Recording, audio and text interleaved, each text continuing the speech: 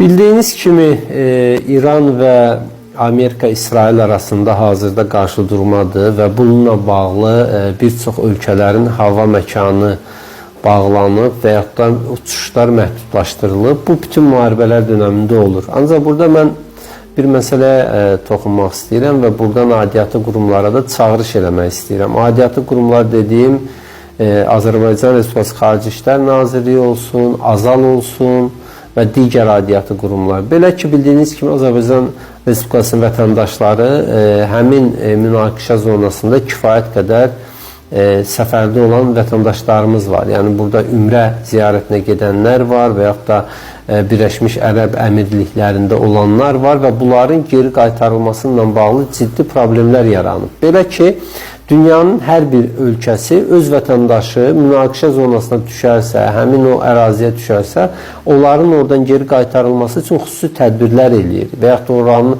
avia şirkətləri və yaxud da Xarici İşlər Nazirliyi. Maraqlısı odur ki, Azərbaycan bununla bağlı addımlar atmayıb. Azal ancaq öncədən satılan biletlərlə bağlı uçuşunuz təxirə salındı kimi standart mesaj göndərməkdən başqa iş eləmir. Yaxşı, mən tutaq ki, almışam biletimi, getmişəm ümrəyə və 3 gün sonra da geriyə bileti almışam və Azal bu bileti satıb mənə. Və münaqişə başlayıb, Azal mənə mesaj atır ki, mən uça bilmirəm. Və mən orada qalmalıyam, otel pulum yoxdur, əlavə qalmaq, qidalanmaq üçün pulum yoxdur, nə bilim, digər məsrəflərə pulum yoxdur. Mən nə etməliyəm? Küçələrdə qalmalıdır Azərbaycan Respublikasının vətəndaşları. Azal öz işinin ötəsindən gəlməlidir. O Azalın ötəliyi. Necə ki, bir sərnişin təyyarənin uçuşuna gecikərsə, təyyarə onu gözləmir və havalanırsa, elə də vətəndaşın nəyinə lazımdır ki, Azal ora uçuş eləyə bilir, bilmir. Bu biletini alıb, Azal satıb, onu vətəndaşı geri qaytarmaq lazımdır. Hazırda mənə onlarla şikayət daxil olub. Eyni zamanda elə bizim özümüzün gəlinimiz də, yəni qardaşımın, şəhid qardaşımın yoldaşı da ümrə ziyarətindədir. Deyir, bütün Azərbaycanlılar tökülüb qalıblar buralarda. Nə maraqlanan var, nə gələn var, nə gedən var. Hətta Azal zəngləri belə açmır. Ancaq mail göndərir. Bugün sabaha təxirə salınır, sabah büsüyünə təxirə salınır. Kimsə deyə bilər ki, bütün dünyada bu problem var, vətəndaşlar qalırlar, uçuşlar təxirə salınır. Maraqlısı odur ki, məsəl üçün Səudiyyə Ərəbistandan, hansı ki Azərbaycanlılar orada aeroportlarda, küçələrdə, mehmanxanaların, otellərin foyelərində gecələməli olurlar, küçələrdə faktiki olaraq. Bir çox ölkə uçuş edirlər, xüsusi təyyarələr göndərirlər, öz vətəndaşlarını geri qaytarırlar. Və hətta baha qiymətlərə orada başqa avia şirkətlərin təyyarələri də uçur. Dolayısıyla, məsəl üçün Ciddə, İstanbul, Bakı, Ciddə, Ankara, Bakı.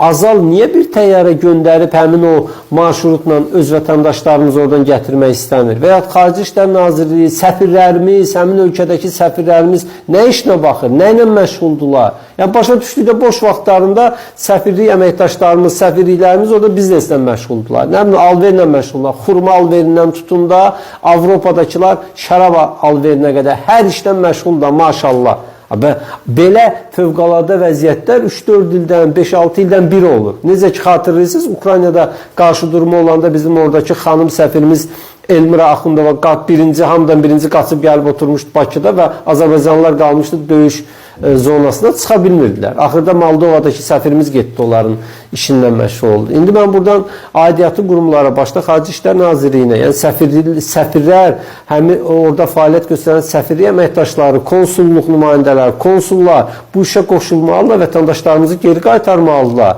Yəni, nəyi düşünürsünüz? Bu insanlar atsız, biletsiz, parasız, yəni o dünyanın düzündə mi qalmalıdırlar? Yəni, bunu biz mi deməliyik? Bu adi standartdır. Necə olur? Biz burada İranda münaqişə var deyə Rusiyanın, Serbiyanın, başqa ölkənin vətəndaşlarının sərhədlərimizi açırıq, buraxırıq. Hətta Rusiya Xarici İşlər Naziri, nə bilim, baş nazirin mavini, Rusiya səfiri, Serbiyanın səfiri filan Azərbaycana təşəkkür edir ki, bizim vətəndaşların təhlükəli zonadan çıxmasına yardım etdiniz. Və öz vətəndaşlarımızı kim çıxardacaq? Türkiyədən mi xahiş eləyək?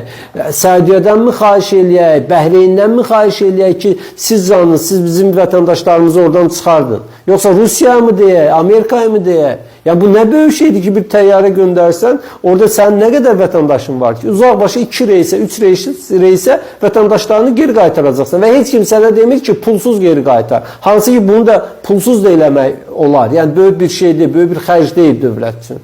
İnsanlar biletlərini alıblar, biletlərinlə geri qaytarın insanları. Səudi Ərəbistandan, Dubaydan, Birləşmiş Ərəb Əmirliklərinin digər şəhərlərindən, yəni bu dəqiqə belə deyək də, hərbi zonaya düşən ərazilərdən. Yəni mən burada yüzlərlə Azərbaycan vətəndaşının adından və onların şikayəti kimi bu müraciət edirəm. İndi media nümayəndələrimizdə bu məsələyə diqqət ayırmaqlarını xahiş edirəm. Yəni Azərbaycan vətəndaşları özlərini dünyanın müxtəlif yerlərində sahibsiz hesab eləməməlidirlər.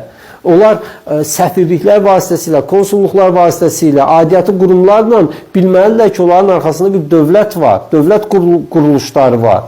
Hamı yaxasını qırağa çəkir.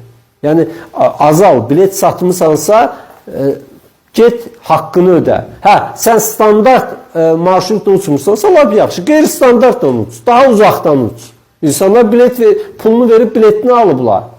Yəni, havayı bilet mi verirsən, ucuz bilet mi? Dünyanın ən bahalı şirkəti də azal. Yəni, biz dedik ki, köhnə rəhbərlik gedər, təzə gələr, düzələr, təzə gəlib, ümumiyyətlə heç kimi vecini almırlar.